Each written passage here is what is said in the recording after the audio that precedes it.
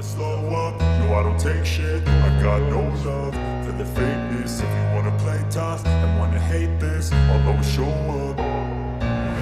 Bayangkan ini, sebuah undangan rahasia dari FIFA mendarat di meja Federasi Sepak Bola Indonesia bukan undangan biasa, tapi panggilan eksklusif ke Kanada sebagai tamu spesial. Bukan sekadar hadir, tapi duduk sejajar dengan para pengambil keputusan sepak bola dunia untuk membahas sesuatu yang selama ini terasa seperti mimpi.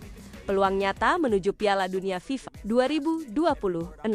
Perubahan besar format ASEAN Cup 2026.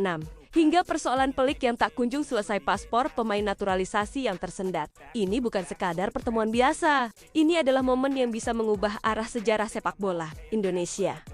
Cerita ini bermula dari perubahan besar dalam tubuh sepak bola nasional. Dalam beberapa tahun terakhir, Indonesia perlahan menunjukkan transformasi. Di bawah kepemimpinan Erick Thohir, federasi bergerak lebih cepat, lebih berani, dan lebih terbuka terhadap dunia luar. Hubungan internasional diperkuat, komunikasi dengan FIFA semakin intens. Dan yang paling penting, Indonesia mulai menunjukkan keseriusan yang selama ini dipertanyakan.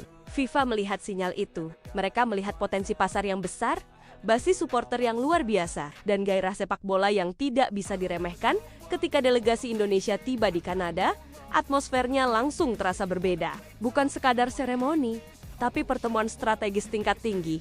Pembahasan pertama langsung mengarah pada peluang Indonesia di Piala Dunia ke-2026 dengan format baru yang memperluas jumlah peserta menjadi 48 tim. Pintu itu memang terbuka lebih lebar. Namun FIFA menegaskan kesempatan tidak datang tanpa syarat. Infrastruktur harus memenuhi standar, kompetisi domestik harus stabil, dan pembinaan usia muda harus berkelanjutan. Semua itu dibedah secara detail. Dari data performa tim nasional hingga kualitas manajemen liga, Indonesia tidak hanya mendengar, mereka juga diminta menjawab. Seberapa siap sebenarnya Indonesia? Apakah ini hanya euforia sesaat?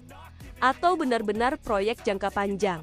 Pertanyaan-pertanyaan itu menjadi tekanan tersendiri. Namun di balik tekanan, ada peluang besar. FIFA membuka kemungkinan dukungan teknis, peningkatan fasilitas, bahkan peluang uji coba internasional yang lebih berkualitas.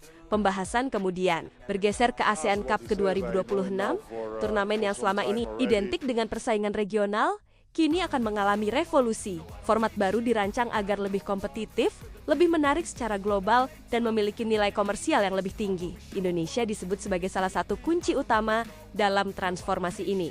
Dengan basis supporter yang masif dan atmosfer pertandingan yang selalu hidup, Indonesia dianggap mampu menjadi pusat gravitasi turnamen tersebut. Namun, di tengah semua rencana besar itu, muncul satu masalah yang tidak bisa dihindari, paspor pemain naturalisasi. Isu ini menjadi titik krusial yang bahkan menarik perhatian langsung dari FIFA. Proses yang lambat, regulasi yang kompleks, dan koordinasi antar lembaga yang belum sinkron membuat banyak pemain potensial tertahan. Nama-nama yang seharusnya bisa memperkuat tim nasional justru terhambat di tahap administratif.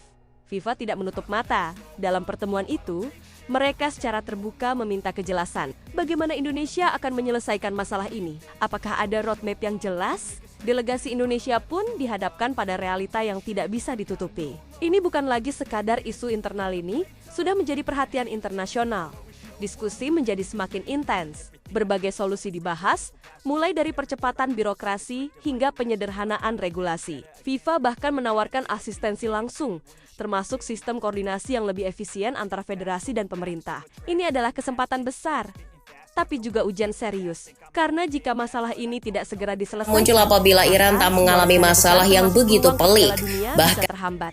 Seiring berjalannya waktu, pertemuan di Kanada itu berubah menjadi titik balik. Indonesia tidak lagi dipandang sebagai peserta pinggiran, melainkan sebagai negara dengan potensi strategis dalam ekosistem sepak bola global. Kepercayaan mulai tumbuh, tapi bersamaan dengan itu, ekspektasi juga meningkat drastis. Ketika delegasi Indonesia bersiap kembali dalam situasi luar biasa yang tidak sepenuhnya diatur, beban tanggung jawab yang jauh lebih besar. Ini adalah awal dari fase baru, fase di mana setiap keputusan akan menentukan arah masa depan. Tidak ada lagi ruang untuk kesalahan yang sama. Tidak ada lagi alasan untuk lambat. Dan disinilah cerita ini mencapai titik yang paling menentukan. Karena apa yang terjadi setelah pertemuan ini akan menjadi penentu segalanya. Apakah Indonesia mampu memanfaatkan momentum ini? Apakah semua rencana akan benar-benar diwujudkan? Atau justru kembali terhambat oleh masalah klasik? Sorotan dunia kini perlahan mengarah ke Indonesia. Dari Asia Tenggara hingga panggung global, nama Indonesia mulai diperbincangkan. ASEAN Cup 2026 akan menjadi panggung pembuktian pertama. Sementara itu, jalan menuju Piala Dunia 2026 akan menjadi perjalanan panjang yang penuh tekanan, harapan, dan kemungkinan kejutan.